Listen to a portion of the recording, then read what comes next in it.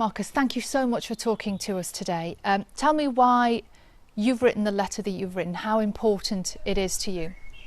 It obviously has a huge importance for me, probably on a personal level, because what families are going through now, I once had to go through that same system, and it's very difficult to find a way out. But now that I'm in this position that I'm in, it's very important for me to help the people that are struggling, and that was the main reason why the letter was written.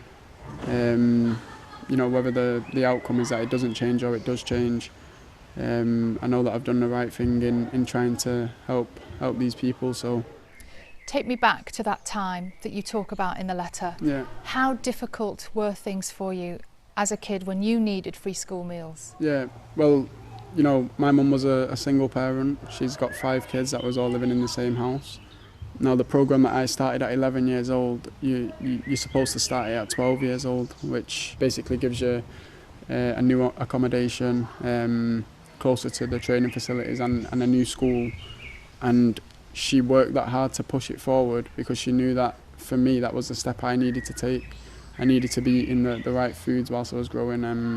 I needed to be close to my teammates, my new school friends and stuff like that. So, she made that decision when I was 11 years old, and United allowed it. So that was the reason why I ended up going at a younger age compared to the others. It was to help my mum with her situation and also get me out of the situation that we was in. So there's always a big element of sacrifice to try and get to the top level, and that's the one that we had to make initially. My mum, she done the best she could. I remember we used to go to a shop called Pound World, and everything was under £1, and we'd sort of schedule out the week, so we'd get 7 yogurts and you can have 1 yogurt a day and so on. So she done the best she could within the circumstances, but there's some families out there like me that have 4 or 5 kids, so it's literally impossible for her to take control of the situation.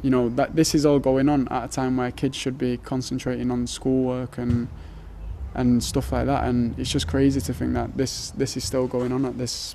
We're in 2020 now, and it's just something that I don't believe should be happening. We mentioned this at the beginning of COVID-19, and the problems that we were facing then compared to the problems that we're going to face after, which we're sort of getting to now. The problems after, it's going to be massive consequences of the virus. So when you're thinking about your own childhood, growing up in Wythenshawe, actually things could have been really different for you, couldn't they? Yeah, definitely.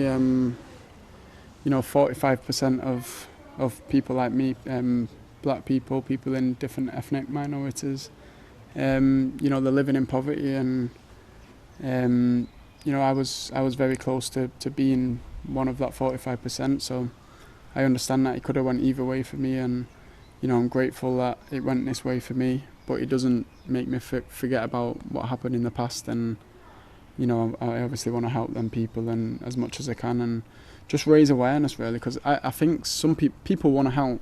I definitely think that people want to help, but they don't have the understanding or the knowledge behind it, and they don't know how many people it's actually affecting. Something I wonder when I read the letter, when you were growing up, do you remember being hungry? Yeah, of course. But I also understood. Maybe it was just part of me growing up. I just knew how hard that my mum was working.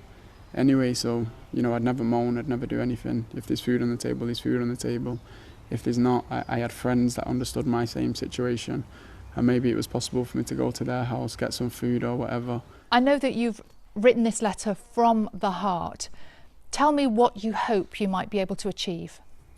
Well, basically, I'm just hoping that the government make a U-turn on the decision to stop the free meal vouchers, and I'm just hoping they do it as soon as possible. Really, I know they've mentioned that they usually do this, this time of year, summer holidays, but because of COVID, the situation's been completely different for everyone in the world. So. Circumstances change, so I think for at least summer holidays they have to be willing to make that decision to go back on themselves.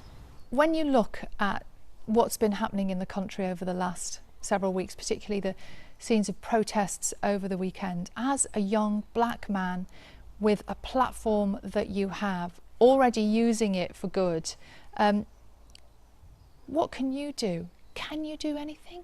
What message can you send? Yeah, I think it's you have to do something, especially if like you say, I'm a young black person that wasn't struggling in the system, but managed to find a way out and help my family. But now that I've done that, it's about helping the families that need you most. So I think it's important to have a voice. It's one thing thinking about it and writing them down in your house, but if you don't get that message out to the people and to the people higher up that can possibly change the way things are going, then there's no point having them thoughts whilst you're sat in your house. So it's important that you think about it and then you push them messages out to the public and also to the right people.